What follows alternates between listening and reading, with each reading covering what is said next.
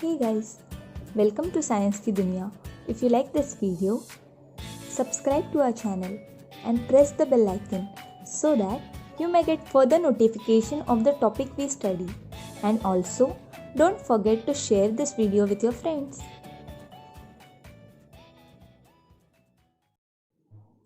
Welcome to the chapter Motions of the Earth. First topic is rotation. So before learning rotation, let's try one thing. Take a top, spin it and observe the movement of the top. How is it?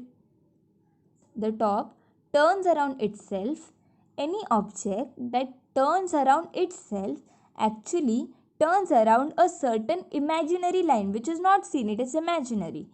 So the turning of an object around itself is called rotation, and the imaginary line around which it rotates is called its axis of rotation. The imaginary line around which it rotates is called as axis of rotation. Okay.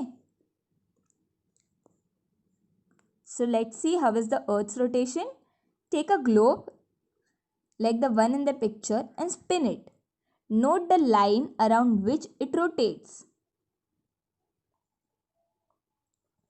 You will see that the Earth's axis are at an angle to each other. That is, the Earth's axis is inclined. The Earth rotates with its axis inclined. The line, so as you have seen, the top also has the axis imaginary line. So same way, Earth also has an axis, that is the imaginary line. It passes through the center of the Earth. The points N and S are called as poles of the Earth. N is the north pole of the Earth and S is the south pole of the Earth. If a circle were drawn around the surface of the Earth exactly in between the North Pole and South Pole, it would divide the Earth into two equal parts, right? So, this imaginary circle is called as equator. So, the middle equator is present exactly in the middle. It is dividing the Earth into two parts, that is North and South. The two equal parts it makes of the Earth are called as the Northern Hemisphere, which is at the upper side, and Southern Hemisphere, which is at the lower side. Okay, North is upwards and South is downwards. So let's try one thing. Stand a candle in the middle of a large table. Draw a big circle around the candle. Place a globe at any point on this circle. Light the candle. See that it is dark in the room and suppose that the candle is the sun. Okay.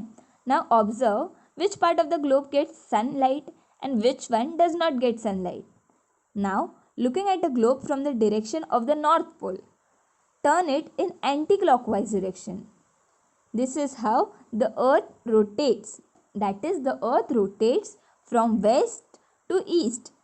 As the Earth rotates, its different parts come into the light of the sun, one after the other, and it turns away from it also in the same order. By this, you can observe the sun rise. By this, you may come to know what is sunset and what is sunrise. So for that, stick a bindi on the globe. Set up the previous model only of the globe and the candle also. Turn the globe anti-clockwise. Note that when it is sunrise, noon and sunset at the location of the bindi. After one sunrise, note when the next one occurs at the bindi. Okay. So you will see that this happens when the Earth completes one rotation. That is when it makes one complete turn around itself. Okay. So the period of time that the Earth takes to complete one rotation is called a day.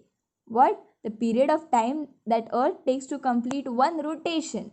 Okay, one rotation is called as a day. Day has two parts, daytime and night time, or simply day and night. For the purpose of measuring time, we divide the whole day into 24 parts, each of which is called an hour. So let's quickly revise. Period of time Earth takes to complete one rotation is called day. Day has two parts, daytime and nighttime. For measuring time, we divide the whole day into 24 parts, which is called an hour. Hence, we have 24 hours in a day. Also, the period of time Earth takes to complete one revolution around the sun is called a 1 year. Okay. Earth rotates, it takes 1 day, and for revolution around the sun, it takes 1 year. So, what is leap year? In the Gregorian calendar, the year is taken to have 365 days. It means that it counts 6 hours less every year.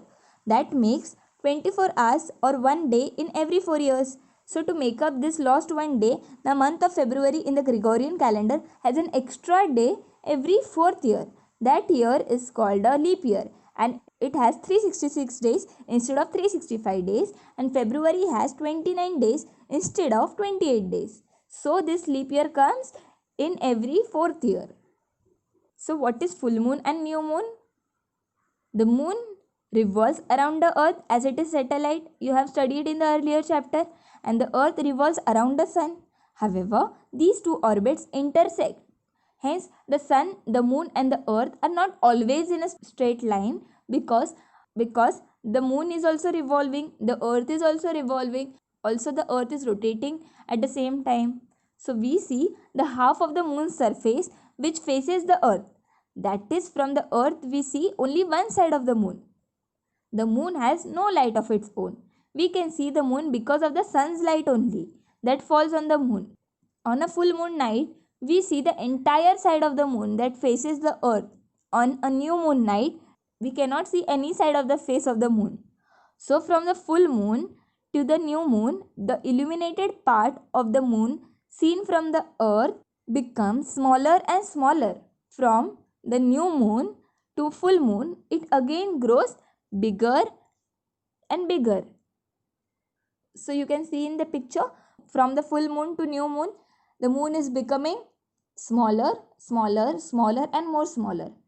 And see in the reverse direction, from new moon to full moon, yes, it is becoming bigger, bigger and more bigger. So these different shapes of the moon that you are seeing are called as phases of moon. They are different phases of moon. So what is the lunar month and the days? That is Tithi. So you know that it takes 14 or 15 days from new moon to full moon. This is the fortnight of the waxing moon. See, this is the waxing moon in the picture. After the full moon, the moon appears smaller and smaller after 14 to 15 days. It is a new moon again. This period is the fortnight of the waning moon. Okay. Thus, the period from one new moon to the next is of 28 to 30 days. It is called a lunar month. Every day of the lunar month is called a Tithi. So, let's see quickly. From new moon to full moon, it takes 15 days, which is called a waxing moon. And from the full moon to the new moon, it takes 15 days. It is called a waning moon. The fortnight of the waxing moon plus the fortnight of the waning moon together makes lunar month. That is of 28 to 30 days. So that's it for today. Let's quickly revise what we have studied. The rotation of the earth causes day and night.